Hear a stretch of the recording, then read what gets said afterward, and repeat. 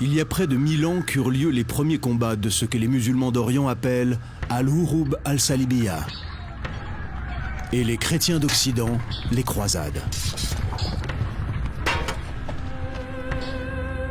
Pendant 2 siècles, le sang coula au nom de Dieu. Les hostilités s'engagèrent, les alliances se formèrent et certains sont restés ennemis jusqu'à nos jours. C'est de ce bain de sang que sont issues les légendes de certains héros et de reliques sacrées comme la Sainte Lance qui perça le flanc du Christ et comme le Saint Graal. Mais la plus mystérieuse de toutes ces histoires est celle des chevaliers du Temple. Ce que nous en savons est peut-être un mélange de faits réels et de fiction, mais une chose est certaine. Peu d'hommes ont ainsi atteint les sommets du pouvoir pour retomber aussi vite, aussi bas. C'est au cours des croisades que débute l'histoire des Templiers. En 1095, les puissances de l'époque s'affrontent autour de la Méditerranée et le long des frontières de l'Europe. À l'ouest, on trouve l'Église catholique romaine, et à l'est, les chrétiens orthodoxes ainsi que les Turcs et les Arabes musulmans. Les rois chrétiens se rendirent compte que cette nouvelle religion empiétait sur leur territoire. Et puis, il y avait l'aspect politique. Les puissances occidentales voulaient sauvegarder l'intégrité de leur royaume. Dès le départ, l'Occident poursuit 2 objectifs. Stopper ce qui est considéré comme une incursion islamique sur les terres chrétiennes et reconquérir Jérusalem qui est contrôlée par les musulmans depuis le 7e siècle, d'abord par les Arabes et puis par les Turcs. Il y avait l'aspect psychologique et religieux. Il fallait ramener Jérusalem aux mains des chrétiens et les Turcs seldjoukides menaçaient d'envahir l'Europe. Au départ, les croisades étaient une attaque préventive contre le monde arabe. Mais les répercussions ont été énormes et ont changé définitivement les relations entre l'islam et la chrétienté. Le 27 novembre de l'année 1095, le pape Urbain II réunit un concile en France, à Clermont. Il y aura ensuite plusieurs versions de son discours, mais l'idée centrale est sans équivoque. Il exhorte les chrétiens, où qu'ils soient, à partir combattre les musulmans en Terre Sainte. On lui attribue ces mots: que ceux qui ont été jusqu'ici des brigands deviennent à présent des chevaliers. La première croisade quitte l'Europe en 1087.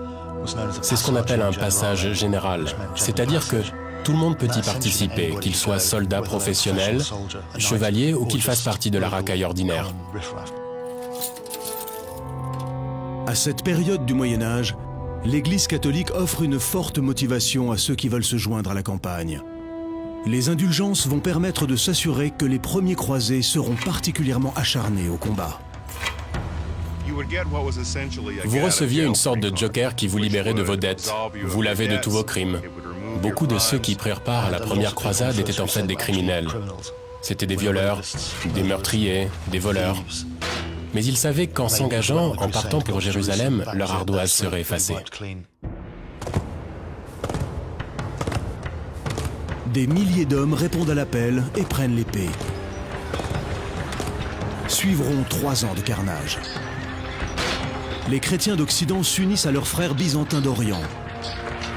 Les Turcs, les Perses et les Arabes perdent rapidement du terrain à cause de conflits internes. En 1099, les croisés atteignent leur but ultime, la ville sainte, Jérusalem. Quand les chrétiens prirent Jérusalem, ce fut un bain de sang. Les chevaliers plongèrent leurs mains dans le sang. Leurs chevaux aussi baignèrent dans le sang. Ils massacrèrent tout le monde, musulmans, juifs et même chrétiens, sans aucune pitié. Jérusalem étant maintenant tenue par les chrétiens, les pèlerins commencent à se rendre nombreux en Orient. Ils voulaient surtout aller sur certains sites comme Bethléem. Ils voulaient aussi voir le lieu de la crucifixion du Christ. Mais même si les chrétiens contrôlent la ville, le voyage est loin d'être sans danger. Ce qu'ils n'avaient pas prévu, c'est qu'une fois Jérusalem reprise, la plupart des croisés rentreraient chez eux. si bien qu'il n'y avait plus personne pour assurer la protection des pèlerins.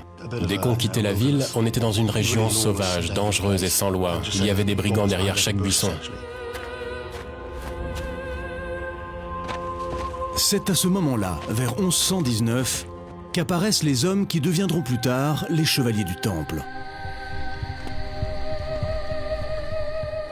Le fondateur de l'ordre des Templiers est Hugues de Payens, un noble français issu d'une famille aisée de Champagne.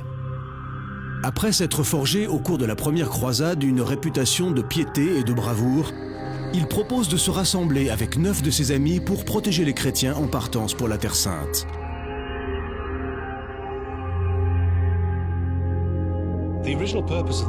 La fonction première des Templiers était de protéger les gens qui partaient des côtes de la Méditerranée pour aller en Terre Sainte.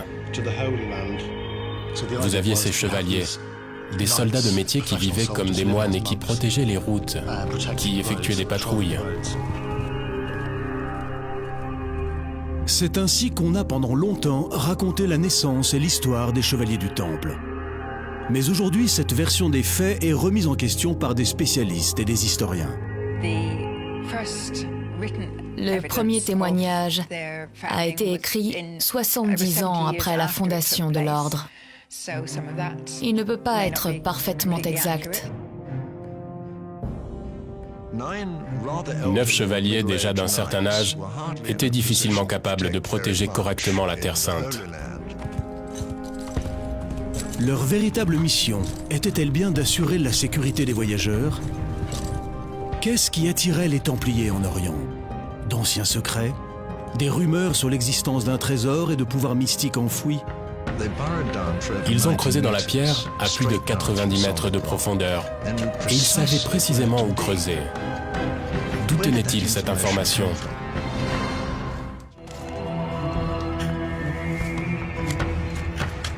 Pourquoi ont-ils procédé à des fouilles sous le mont du Temple? Que pouvaient-ils bien y chercher? Au cours de l'histoire, des rumeurs ont circulé qui reliaient les Templiers à des objets sacrés et précieux. Une lettre d'un survivant des croisades datant de 1187 affirme qu'il possédait un morceau de la vraie croix. Dans leurs écrits des années 1800, les premiers dirigeants maçonniques citent des documents secrets qui établiraient une relation entre les Templiers et l'Arche d'Alliance, ainsi qu'un trésor enterré dans le temple de Salomon. Les adeptes contemporains de la théorie de la conspiration affirment que les Templiers étaient à la recherche de reliques sacrées dont la toute-puissante Église catholique leur aurait ordonné de s'emparer ou de faire disparaître. Même à l'époque des Templiers, durant les croisades, au XIIe et XIIIe siècle, des bruits couraient déjà selon lesquels ils avaient retrouvé l'Arche de l'Alliance. Il faut se souvenir qu'à cette époque, on s'agitait beaucoup autour des reliques. La couronne d'épines, la lance du destin et peut-être un morceau de la croix. Tous ces objets avaient un grand pouvoir spirituel, si ce n'est une sorte de pouvoir magique. En dehors de leur quête mystique, les Templiers cherchaient peut-être un trésor beaucoup plus concret.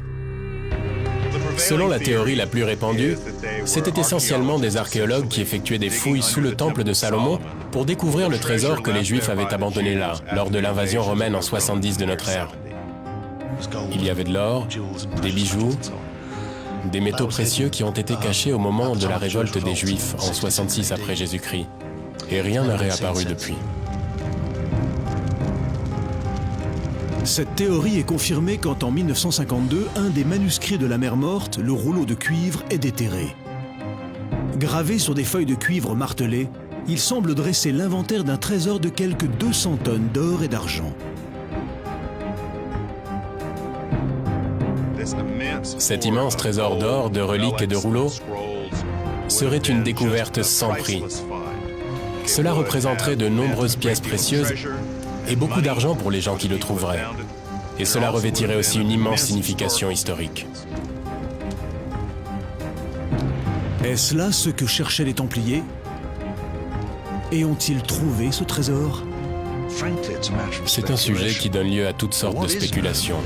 Ce qu'on sait, c'est qu'une fois leur fouille achevée, les 9 chevaliers fondateurs sont rentrés à toute vitesse en Europe. Quand ils ont regagné l'Europe en 1128, ils sont devenus en très peu de temps très riches et très puissants.